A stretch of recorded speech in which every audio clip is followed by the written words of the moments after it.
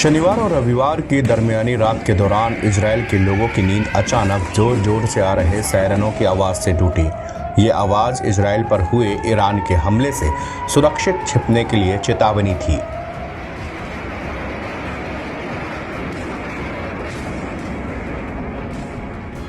Israeli लोगों के लिए इन सायरनों की आवाज़ नई नहीं है, लेकिन इस बार हुआ हमला जरूर अभूतपूर्व था। ईरान ने 300 से ज़्यादा ड्रोन और मिसाइलें इजराइल की तरफ दागी थी, जिसमें बैलिस्टिक मिसाइलें, 30 क्रूज मिसाइलों से लेकर किलर ड्रोन भी शामिल थे। लेकिन आश्चर्यजनक रूप से इतने बड़े हमले के बाद इजराइल को कोई भी महत्वपूर्ण क्षति नहीं पहुंची। इजरायली सेना ने बताया कि इजरायली हवाई रक्षा ने अधिकांश ईरानी मिसाइलों और ड्रोन को एरो एरियल डिफेंस सिस्टम की मदद से इजरायली क्षेत्र में पहुंचने से पहले ही मार गिराया। आइए जानते हैं कि आखिरकार इजरायल की वो ताकत क्या है जिसकी मदद से उसने एक बार फिर मध्य पूर्व के आसमान में अपनी बादशाहत कायम की। इजरायल की वायु रक्षा प्रणाली बहुत जटिल है और कई स्तरों में काम करती है।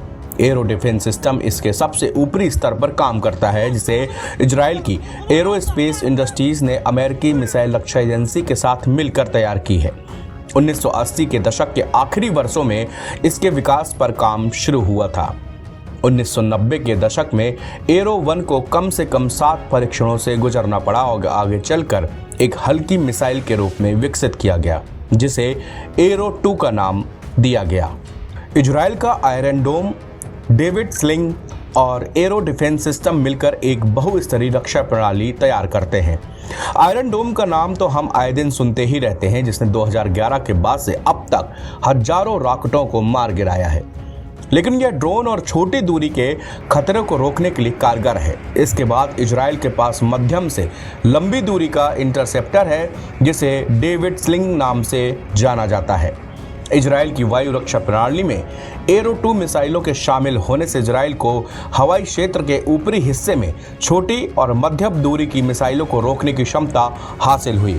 इसका उद्देश्य आने वाली मिसाइल को गिरने से पहले ही हवा में निष्क्रिय कर देना है। इजराइल ने एरो 2 के बाद उन्नत श्रेणी के एरो 3 में भी शामिल किया, जिसका उद्देश्य हवा में लंबी दूरी के लक्ष्यों को नष्ट करना है। इसका रॉकेट मैक 9 लगभग 11,000 किलोमीटर प्रति घंटा की रफ्तार से दुश्मन की मिसाइल को नष्ट कर सकता है।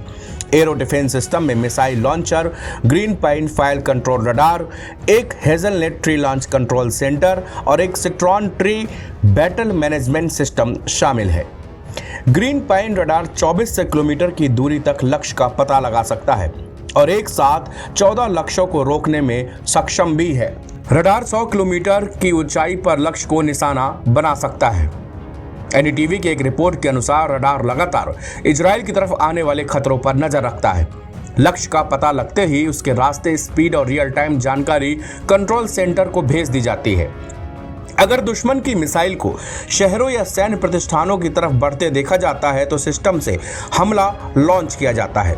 लॉन्च के बाद मिसाइल 9 मैक की रफ्तार से लक्ष्य की ओर बढ़ती है और किसी वजह से यह लक्ष्य पर हमला करने में विफल होती है तो दुश्मन के हथियार के 40 मीटर के भीतर विस्फोट कर सकती है।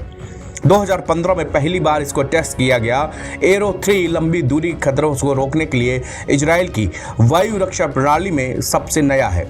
इसका पहला सफलतापूर्वक प्रयोग पिछले साल नवंबर में किया गया था।